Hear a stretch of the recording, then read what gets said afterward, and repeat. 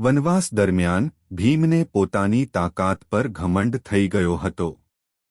હનુમાનજી ભીમનો અહંકાર તોડવાનો નક્કી કર્યો. હનુમાનજી એક વૃદ્ધ વાનરના રૂપમાં ભીમના માર્ગમાં તેમની પૂંછથી અવરોધ ઊભો કરે છે.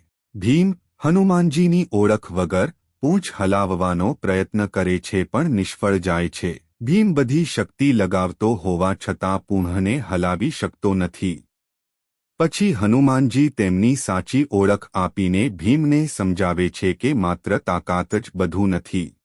ભીમ હનુમાનજીને માફી માંગે છે અને આશીર્વાદની વિનંતી કરે છે. હનુમાનજી ભીમને આશીર્વાદ આપે છે, જ્યારે તું યુદ્ધમાં શેરની જેમ દહાડશો, મારી અવાજ પણ તારી સાથે જોડાશે અને શત્રુઓ ડરી જશે. હું અર્જુનના રથના ધ્વજ પર રહું છું.